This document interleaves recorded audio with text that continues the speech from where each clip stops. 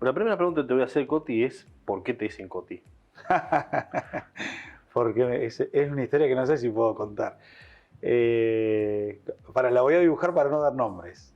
Donde trabajaba mi mamá cuando estaba embarazada, había dos mujeres y se peleaban por ponerme el nombre.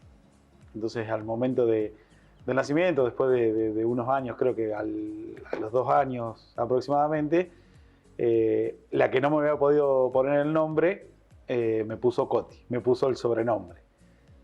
Una me puso Carlos María, que es mi nombre, y otra me puso el sobrenombre que es Coti. Que te sirvió para toda la vida, digamos, porque fuiste Coti siempre. Y fui Coti siempre, sí. Sí, yo siempre, por ahí cuando hablo con alguien que viene de afuera y tiene que venir a la radio, Carlos, no, digo, cuando llegue a San Cayetano y preguntes por mí, decís Coti, preguntá por Coti y la radio y va a ser más fácil.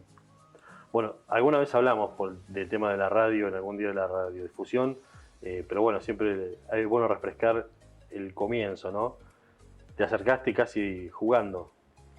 Sí, me acercaron en realidad. El culpable de todo esto es el Flaco Baiza, que nos conocíamos del barrio. Yo en el barrio Moreno andaba siempre con un grabador, con música y haciendo ruido y molestando de chico.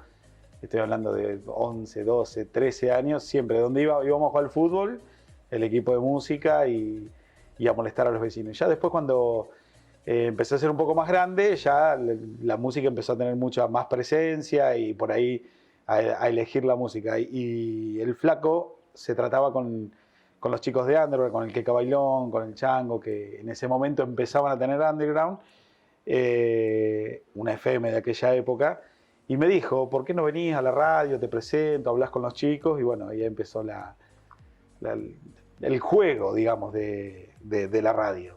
Que no se termina nunca de jugar, porque la gente dice, es un trabajo, todos coincidimos que es un trabajo, sí, pero es jugar también. Bueno, no sé si todos, algunos te dicen que no es un trabajo la radio.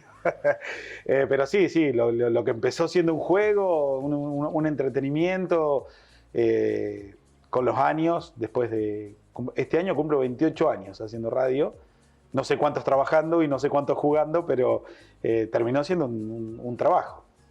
Los primeros programas, ¿de qué se trataban? Música. Música, sí, los primeros programas eran sábados y domingos. Recuerdo uno que se llamaba La Media Vuelta, que le había puesto así. En ese momento había una canción de Luis Miguel, La Media Vuelta, y a su vez la Under estaba en el medio, en la 103.9, que era la station, y la 95, que era la otra radio que se escuchaba fuerte en esos momentos.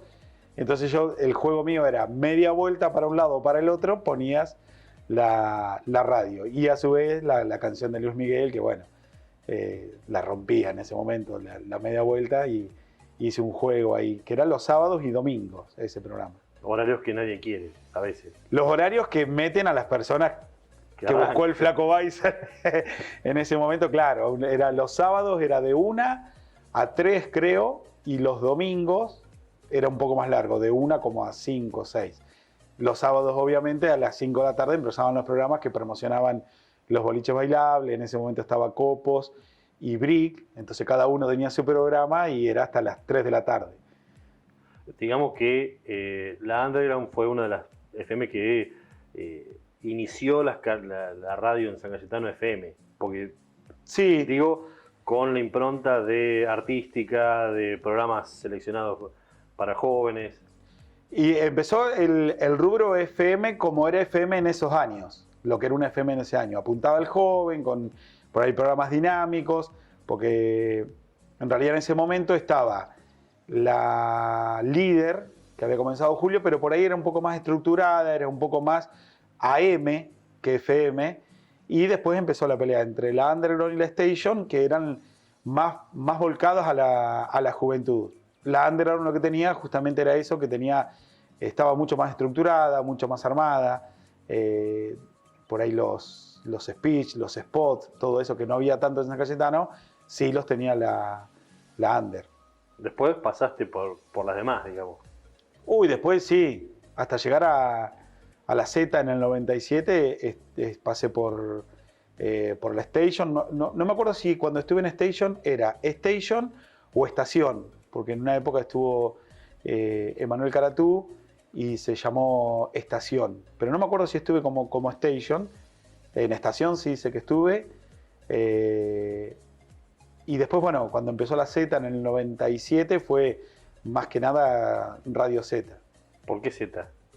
Lo de Z viene porque Z95 por ahí es una de las primeras FM que empezó a romper con la estructura solo musical de la FM. Es una FM en Buenos Aires que sacó varios locutores importantes que rompieron con la estructura de la FM. Era música, música, publicidad y nada más que eso. Venía por ahí como para un homenaje y porque la letra Z significa irreverencia, que sos irreverente, que sos irrespetuoso, porfiado, no sé, derívenla para donde quieran, claro. Y como se apuntaba a un público adolescente, y el adolescente justamente es un poco eso, entonces la Z calzaba justo como nombre. Es diferente cuando vos estás, como decís, jugando, cuando sos chico, a tener que vos afrontar los gastos, llevar adelante una radio, decir que sí, que no a la gente que viene a golpear la puerta. Sí, ese es el principal cambio cuando empezás a darte cuenta que el juego se empieza a transformar en un negocio. Por ahí yo comencé inclusive con Radio Z, empecé jugando y por ahí la plata venía de otro lado, no era la plata que salía de la radio, entonces era todo un juego. Hasta que un día empezaron a desaparecer la plata de otro lado y había que hacerla con la radio. Y sí, empezás a decirle que no, marcás una identidad con la radio y por ahí viene alguien que quiere hacer otra cosa, que no está mal, pero no tiene que ver con lo que vos querés para la radio y tenés que decir que no. Por ahí a publicidades le tenés que decir que no porque buscan una impronta en la que vos no la tenés. Y bueno, se empieza a hacer un negocio, digamos, como todo negocio. Es un medio de vida y por ahí la gente no lo entiende, que los chicos sobre todo que se acercan a la radio a hacer algún programa y no entienden que vos detrás tenés toda una estructura que bancar. Sí, eso te duele más todavía porque si yo me remonto a cómo empecé yo, no hubiera tenido nunca la posibilidad tal vez de entrar a la radio.